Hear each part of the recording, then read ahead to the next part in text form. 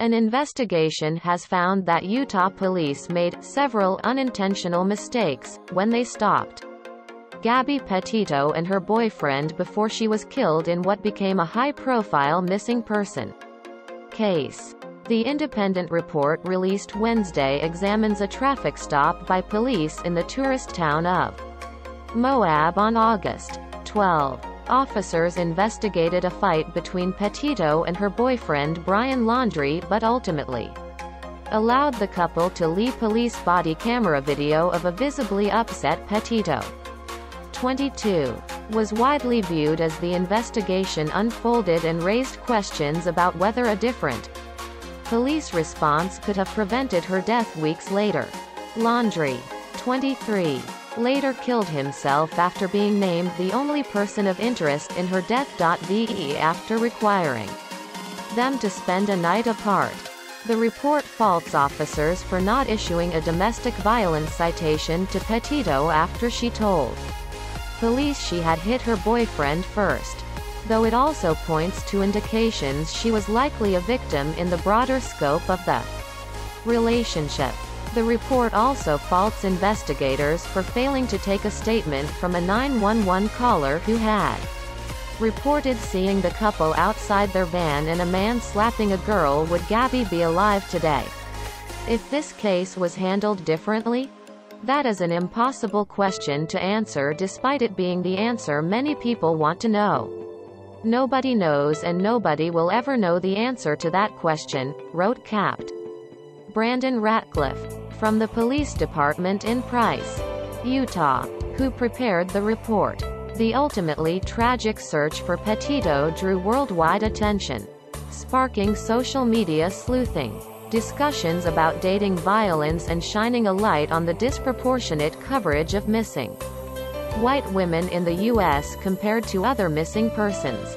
Long before their names appeared in headlines, the couple was stopped by police officers during a cross-country trip. Their van was seen speeding and hit a curb near the entrance to Arches National Park. Laundrie told police the couple got into a minor scuffle that began when he climbed into the van with dirty feet. Petito told a similar story and faulted her own desire to keep the converted camper van clean. She told police she had hit him first, and since Laundrie was injured but declined to press charges. Officers separated the couple and then allowed them to leave. Petito was reported missing a month after that traffic stop, and her strangled body was discovered September 19 on the edge of Grand Teton National Park in Wyoming. Laundrie was the only person ever identified by law enforcement officials as a person of interest. In the case, he was found dead of a self-inflicted gunshot wound in a swamp after returning alone to his parents' home in Florida. Both were originally from Long Island, New York. Utah law says police should cite an aggressor in domestic violence assaults. In this case, police didn't cite anyone, finding the incident was more of a mental or emotional health break.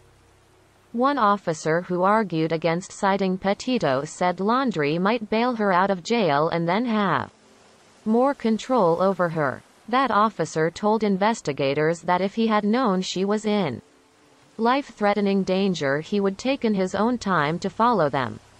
I would have done anything to stop it if I would have known that was coming.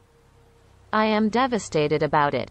The city of Moab said they would follow the report's recommendations, though they also said the officers showed kindness, respect and empathy in their handling of this incident.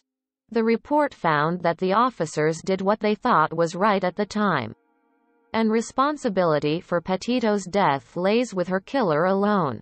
Nevertheless, the report recommends improved training, especially in domestic violence investigation, and that the officers involved be put on probation or have existing probation extended. Ratcliffe wrote that while it appears Petito was the aggressor in the specific fight Moab police investigated, that wasn't necessarily the tenor of their relationship. There have been many times in my career where someone who we know from past experience to be a long-term victim of domestic violence gets arrested for committing an act of domestic violence against their long-term abuser, Ratcliffe wrote. It's very likely Gabby was a long-term victim of domestic violence. Whether that be physically, mentally, and/or emotionally. That's it for Maybe I'm Rambling. Thanks for watching. Like, share and subscribe.